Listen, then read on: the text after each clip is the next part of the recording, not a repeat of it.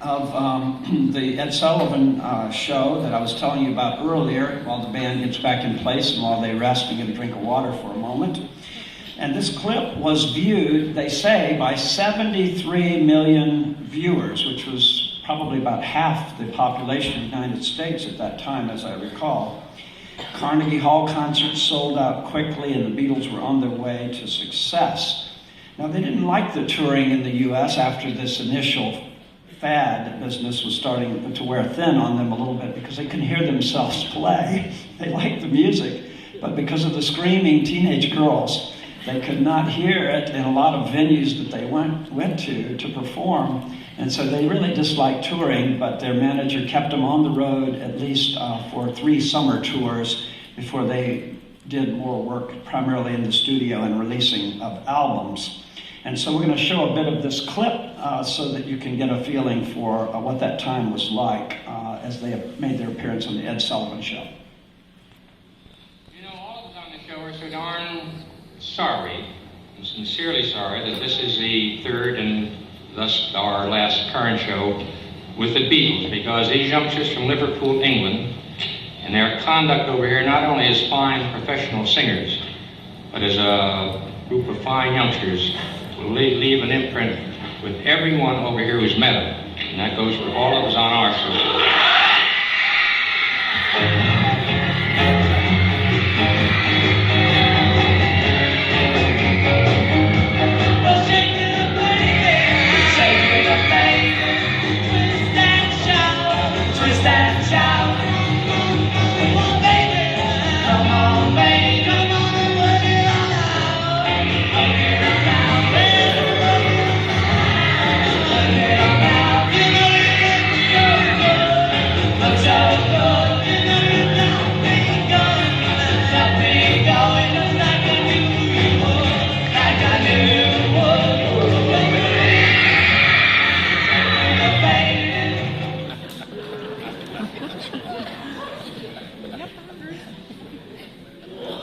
Some of us boys were right there screaming along, I think.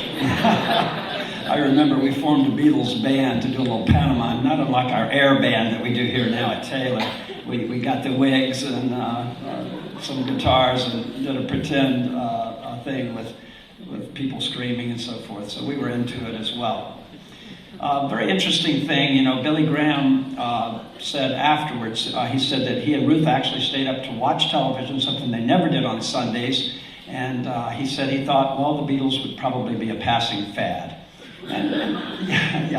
But to his credit, you know, later on, as they were going through that transition period and all of the stuff with more of the psychedelic music and different things that were happening, he made the comment, which I thought was very profound. He said, these young men have worked hard and reached the top of their field. I hope they will find what it is they're looking for in life. And that was really a classy comment at a time when they were being criticized by many in the religious establishment, because I think Billy Graham was saying, keep on looking. You know, perhaps you'll find Christ in the midst of this as you continue your life journey. Now we're going to move on with the concert here. The song Blackbird. Actually, before we do that, sorry, we have to do New York, New York, don't we? So, you know, the saying about that, if you can play it there, if you can make it there, you can make it anywhere. So after these Ed Sullivan shows, you know, the success in New York certainly led to their success around the world. So we're going to play New York, New York for you.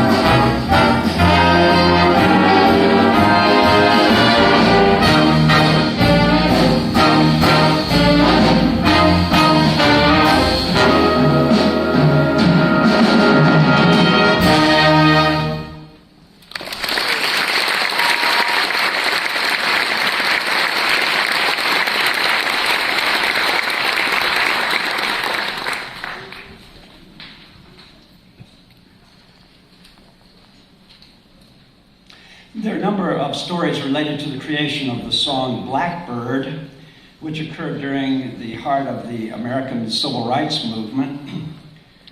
The assassination of Bobby Kennedy, Dr. Martin Luther King Jr., the anti-war movement in opposition to Vietnam, other kinds of ideas. The mournful lyric to take up broken wings and fly into the dark of the light of the night is not very hopeful, is it? When you think of a newly gained freedom, trying to fly with broken wings into something that's unknown. This is why birds don't fly at night, right? So Paul's mother shared that it was a tribute to his grandmother, who spent time with him when she was ill and dying, and told Paul about a bird she could hear singing in the night. Paul later said that the tune was inspired not by a Blackbird song, but by his memory of the Bach Bourrée in E minor from a lute suite that he learned as a teenager studying guitar. Well, Blackbird was written in 1968, shortly after the assassination of Dr. Martin Luther King. This selection will feature Christina Kim, flugelhorn, and Gardner Stewart, tenor sax.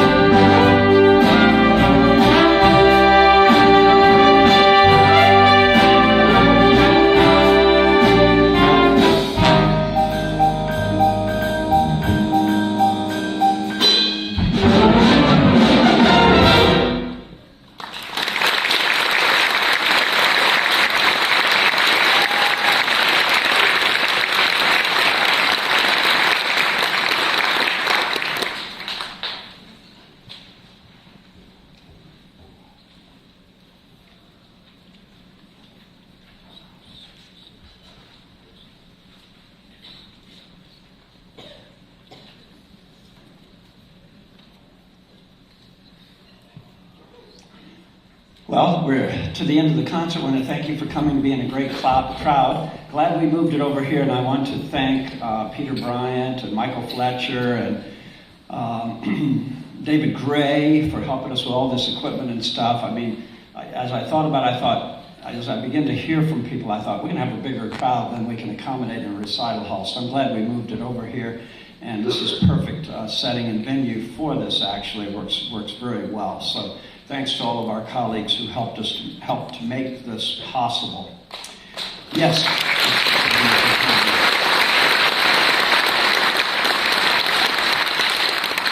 So the jazz ensemble will be playing again in the Christmas Chapel, which Dr. Cliff Davis is putting together. Music Department Christmas Chapel, Music Theater Dance Department, I should say. You know, it's hard to change after all these years of just one unit, but we have 3 units now, and all of us will be participating together in that chapel. So it's wonderful.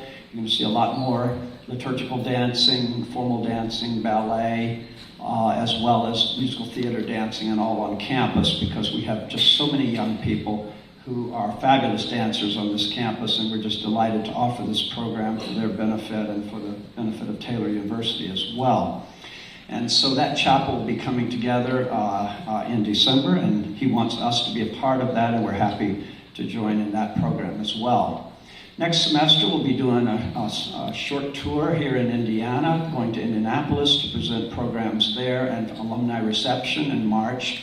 And we'll also do a prison concert at Pendleton Federal Reformatory, just south of us here. And we always have a wonderful time there. It's a time of ministry as well as playing great music. And the men there are so appreciative of what our young people do. It's a great experience for us to go in there as well and to, understand what prison ministry can be like and how great an impact young people and people who visit those in prison, as Christ commanded us to what an impact they can have on the lives of those individuals.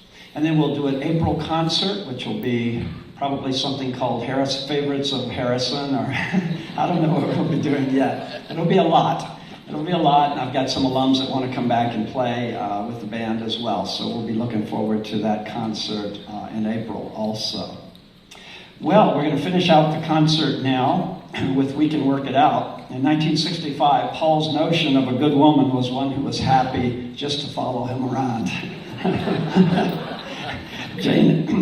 Jane Asher, his girlfriend at the time, had decided to follow her own dreams by pursuing a career that led her out of London to the western part of England.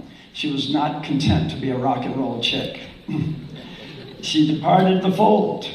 His appeal to the song was simply to see things his way, because he believes he is right and she is wrong.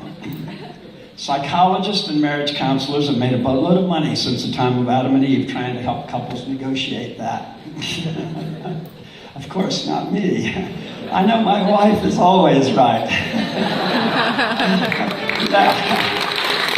Yeah. She is, and she's wonderful. And just remember that, boys, okay? Happy wife, happy life, right? Okay. So we're going to finish our concert. Thank you for joining us tonight. We Can Work It Out.